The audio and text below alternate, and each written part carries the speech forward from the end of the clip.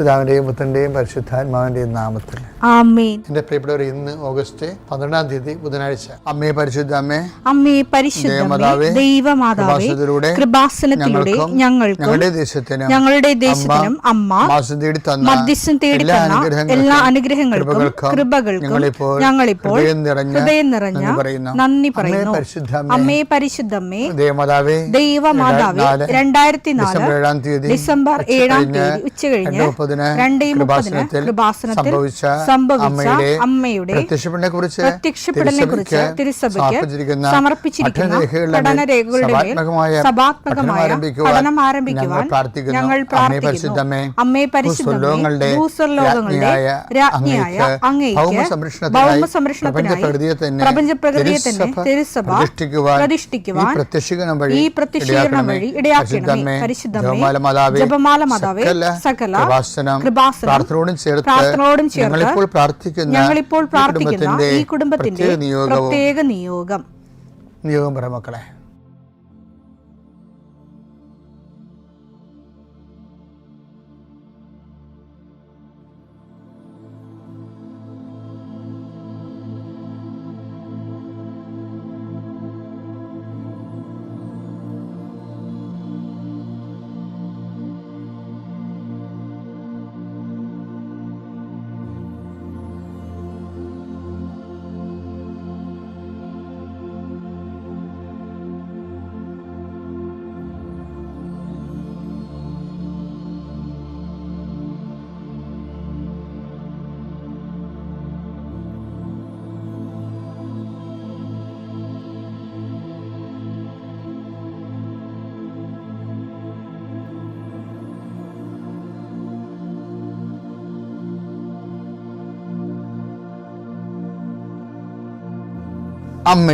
അമ്മയുടെ പ്രത്യക്ഷീകരണത്തിന്റെ ഈ അനുഗ്രഹവേളയിൽ ഞങ്ങൾക്ക് സാധിച്ചു തരുവാൻ കനിയണമേ. ആമേൻ. വിശ്വാസ പ്രമാണം.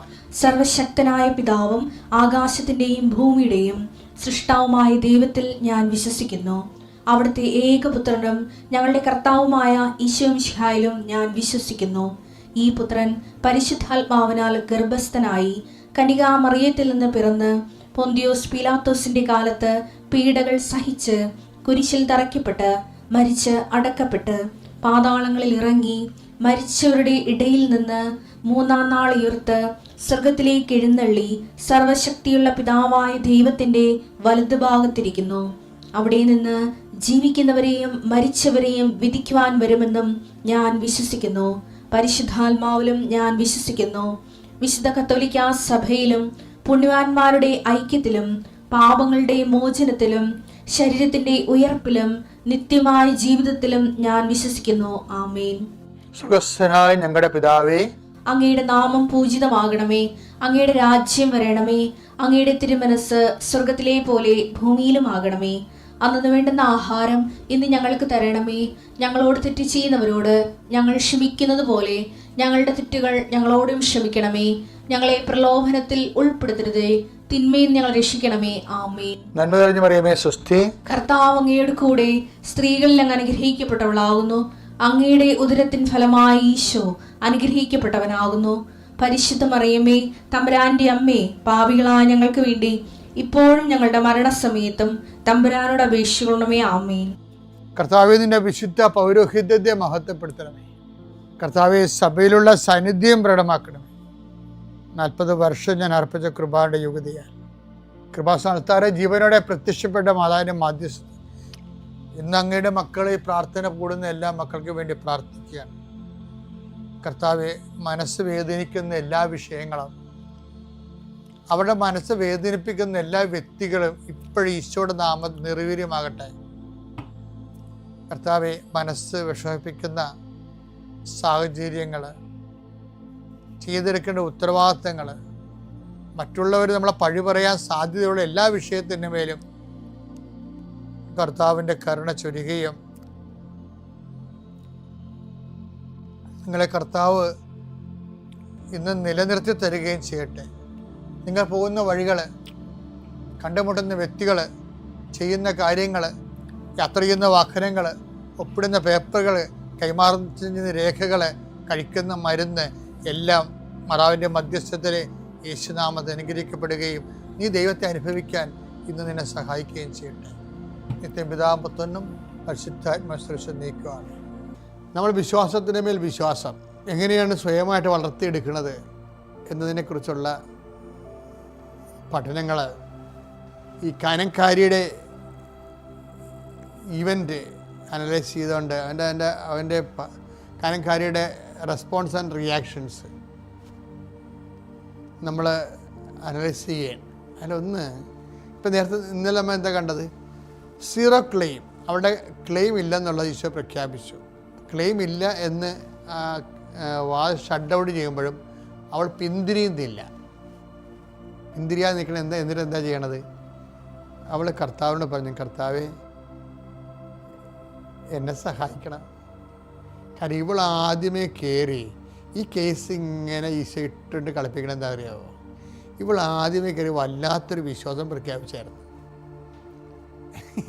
അത് ഈ യഹൂദന്മാരെ വെട്ടിക്കൊണ്ട് വിശ്വാസം പ്രഖ്യാപിച്ചായിരുന്നു. എന്താണെന്നറിയാമോ? കർത്താവിനെ കണ്ടപ്പോൾ കർത്താവേ ദാവീദിൻ്റെ പുത്ര എന്ന് വിളിച്ചു, എന്നിൽ കനിയണമേ. അതാണ് ഇതിൻ്റെ അകത്ത് വരുന്ന വിഷയം. ദാവീദിൻ്റെ പുത്രൻ എന്ന് പറയാൻ എന്താ? രക്ഷകനെന്നാണ് വിളിച്ചിരിക്കുന്നത്. നീ ക്രിസ്തു രക്ഷകനാണെന്ന്, ഏകരക്ഷകനാണെന്ന് നിനക്ക് ബോധ്യം ഉണ്ടെങ്കിൽ ഏത് കാലാവസ്ഥയിലും നിനക്ക് കർത്താവിൻ്റെ മുമ്പിൽ ക്ലെയിം ഉണ്ടാവും. ചിലപ്പോൾ ഇത്തിരി വട്ടം കളിപ്പിക്കും, പക്ഷേ അത് നീ കുറച്ചുകൂടി ഫെയ്ത്ത് അപ്പോൺ ഫെയ്ത്ത് ഉണ്ടാകാൻ വേണ്ടി, വിശ്വാസത്തിന് മേൽ വിശ്വാസം ഉണ്ടാകാൻ വേണ്ടി നിൻ്റെ വിശ്വാസ വളർച്ചയ്ക്ക് ദൈവം ചെയ്യുന്ന ചില ഹോംവർക്കുകളാണത്, ഗൃഹപാഠങ്ങൾ. അപ്പോൾ ഇവള് വന്നിട്ട് ഇപ്പോൾ പറയുന്നത് അറിയാമോ? കർത്താവേ സഹായിക്കണേ എന്നാ പറഞ്ഞു. വേറെ ഒന്നും പറയാനില്ല ആളിന്. ക്ലെയിം ഇല്ലെന്ന് പറഞ്ഞില്ലേ? ഇനി വാരിക്കെട്ടി ഭർത്താവിന് കാര്യമില്ലല്ലോ. കർത്താവേ സഹായിക്കണേ. അതെന്ത് രസമാണ് കേൾക്കാൻ. കാര്യം എന്താണ്? മറ്റൊരുവൻ ഇവൻ രക്ഷകരെന്ന ആദ്യമേ കയറി ഇവൾ പറഞ്ഞില്ലേ? അവളെ പറയാതെ ഇവൾ പറയുന്ന കാര്യം എന്താ? ഒക്കെ വിശ്വാസമുള്ളത് കൊണ്ട്, പരിശുദ്ധാത്മാവ് ക്രിസ്തുവിൽ വിശ്വാസം ഉണ്ടെങ്കിൽ നമ്മൾ വിളിക്കാതെ തന്നെ പരിശുദ്ധാത്മാവ് വരും എന്നാണ് ഞാൻ മനസ്സിലാക്കിയിരിക്കുന്നത്. സഭയുടെ പഠനം എന്താണെന്ന് ഈ വിഷയം നോക്കിയില്ല. ക്രിസ്തുവിൽ നിങ്ങൾക്ക് വിശ്വാസം, ക്രിസ്തു ഏക രക്ഷകനാണെന്ന് വിശ്വാസം ഉണ്ടെങ്കിൽ പ്രത്യേകം വിളിക്കാതെ തന്നെ പരിശുദ്ധാത്മാവ് വരും. ഇവൾ പരിശുദ്ധാത്മാവ് ഇവർക്ക് നോട്ട് കൊടുക്കുന്നുണ്ട്. അതായത് കർത്താവെ സഹായിക്കണമെന്ന് പറയുമ്പോൾ ആ പ്രാർത്ഥനയുടെ പിന്നിൽ അതിൻ്റെ ഘടന എന്താണ്? ആരിലും സഹായമില്ല എന്നാണ്. മറ്റാരിലും സഹായമില്ല, മറ്റൊരുവൻ രക്ഷയില്ല. ആകാശത്തിനും ഭൂമിക്കും മധ്യേ മനുഷ്യരക്ഷ നൽകാൻ നീ മാത്രമേ ഉള്ളൂ. കർത്താവെ സഹായിക്കണേ. ഇത് ആണ് ഇവൾ പറയണത്. അതായത് ഇങ്ങനെ ഒരു ക്ലെയിം ലോസ് ആകുകയും സീറോ ക്ലെയിം ആകുകയും ചെയ്യുന്ന സമയത്തും നിങ്ങൾ വിട്ടുകൊടുക്കരുത്. ഇവൾ വിട്ടുകൊടുക്കണില്ലല്ല. അവസാനം വരെ ഫൈറ്ററാണ്. Faithful is a fighter. Faithful, വിശ്വാസം കൊണ്ട് ദൈവത്തോട് ഫൈറ്റ് ചെയ്യുന്ന ആളാണ്. ഇവിടെ ഫൈറ്റ് ചെയ്യുക.